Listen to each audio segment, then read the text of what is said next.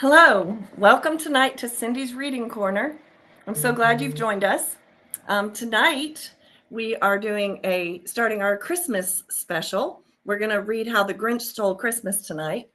Next week we're going to read the first Christmas story, and then the following week, which will be Christmas Eve at 6 o'clock, we're going to read 'Twas the Night Before Christmas. So I'm excited to do Christmas stories in the reading corner, especially tonight. This one's by Dr. Seuss and it rhymes, so that's fun. Like the ABC book, which is what started this whole thing. So just really glad everybody joined us. We're going to dive right in. This one takes a little bit longer than the ABC book.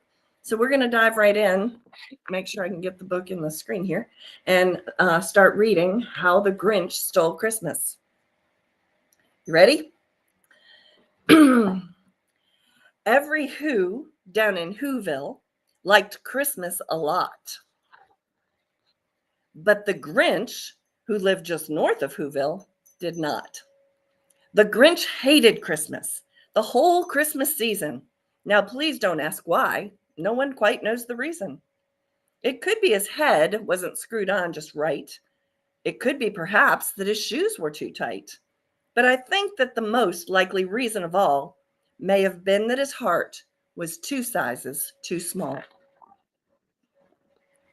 But whatever the reason, his heart or his shoes, he stood there on Christmas Eve hating the Whos, staring down from his cave with a sour, grinchy frown at the warm windows below in their town. For he knew every Who down in Whoville beneath was busy now hanging a mistletoe wreath, hanging their stockings with a sneer. Tomorrow is Christmas, it's practically here. Then he growled with his Grinch fingers nervously drumming, I must find some way to stop Christmas from coming. For tomorrow, all the Who girls and boys would wake bright and early and they'd rush for their toys. And then, oh, the noise. There's one thing he hated, the noise.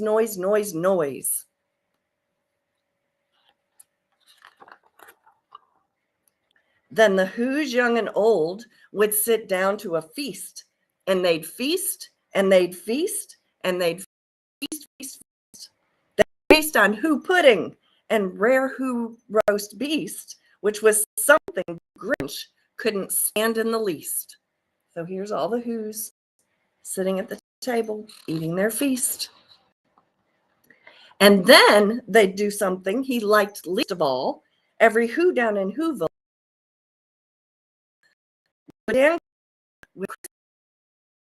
they'd stand hand in hand, and the Who's would start singing. They'd sing and they'd sing and they'd sing.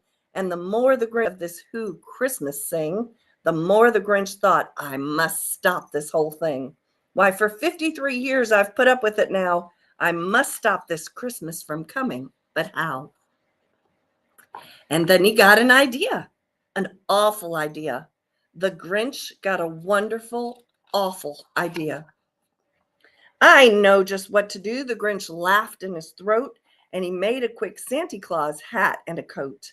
And he chuckled and clucked, what a great Grinchy trick. With this coat and this hat, I look just like Saint Nick. All I need is a reindeer. The Grinch looked around, but since reindeer are scarce, there was none to be found. But that didn't stop the old Grinch. No, the Grinch simply said, if I can't find a reindeer, I'll make one instead. So he called his dog Max, and he took some red thread, and he tied a big horn on the top of his head. Then he loaded some bags and some old empty sacks on a ramshackle sleigh, and he hitched up old Max. Then the Grinch said, giddy up, and the sleigh started down toward the homes where the Who's lay a snooze in their town. They're down here sleeping. All the windows were dark, quiet snow filled the air. All the Who's were all dreaming sweet dreams without care. When he came to the first little house on the square, this is stop number 1, the old Grinchy Claus hissed, and he climbed to the roof, empty bags in his fist. See him up on the roof? Then he slid down the chimney, a rather tight pinch. But if Santa could do it, then so could the Grinch. He got stuck only once for a moment or two. Then he stuck his head out of the fireplace flue. Where the little Who stockings all hung in a row, these stockings, he grinned, are the first things to go.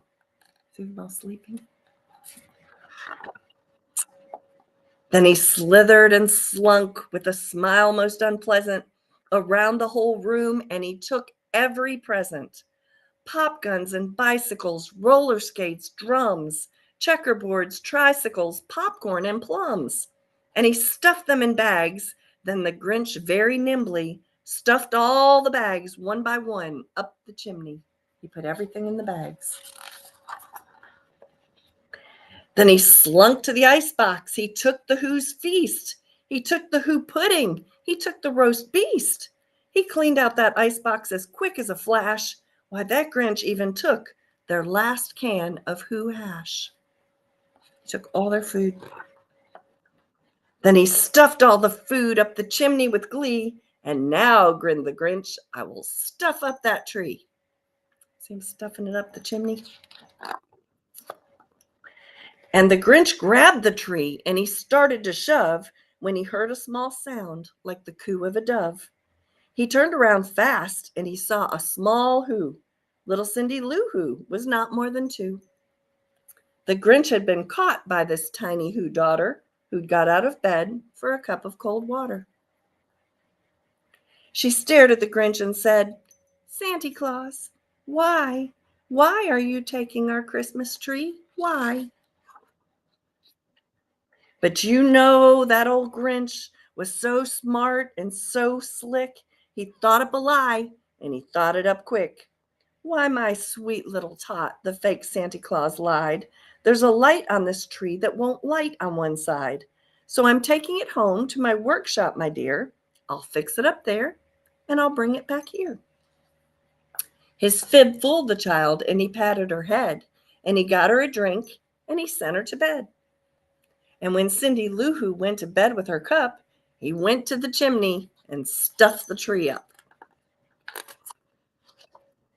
Then the last thing he took was the log from their fire.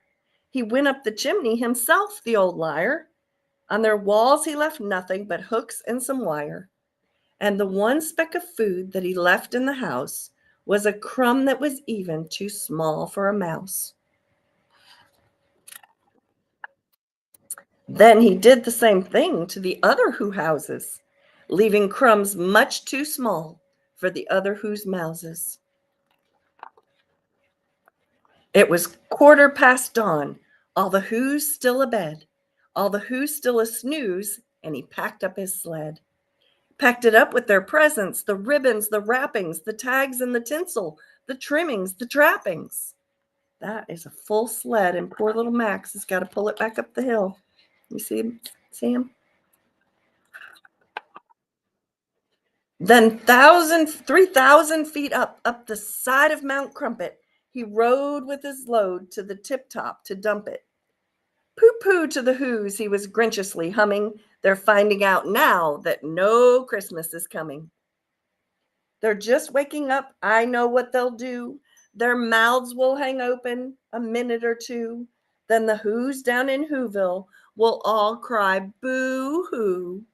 He's got all their stuff up here on the slide.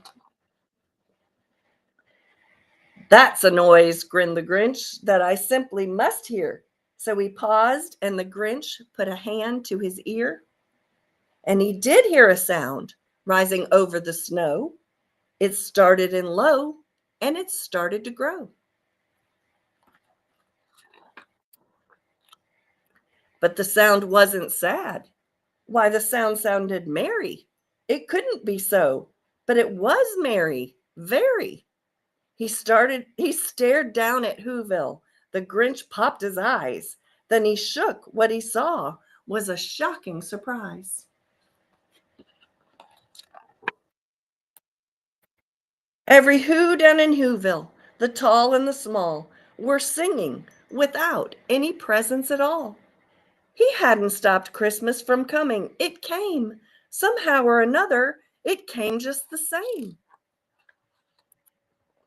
And the Grinch with his Grinch feet, ice cold in the snow, stood puzzling and puzzling. How could it be so?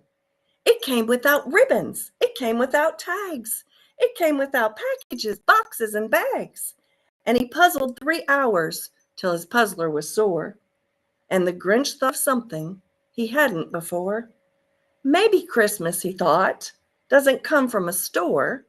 Maybe Christmas, perhaps, means a little bit more. And what happened then? Well, in Whoville, they say that the Grinch's small heart grew 3 sizes that day. And the minute his heart didn't feel quite so tight, he whizzed with his load through the bright morning light. And he brought back the toys and the food for the feast. Here he comes down the hill. He's taken all their stuff back to them. And he himself, the Grinch, carved the roast beast. And that's the end of How the Grinch Stole Christmas. And he learned that Christmas isn't all about presents and the food. They were singing anyway, holding hands and singing about Christmas. So he learned that the meaning of Christmas wasn't really the toys and the presents that he took anyway. So he brought them all back. So that was a fun story and it rhymed. I hope you enjoyed it. Come back next week, Wednesday at 6 o'clock. We're going to do the first Christmas story. And so we'll have another book to read at that time. Thanks for joining me. See you soon.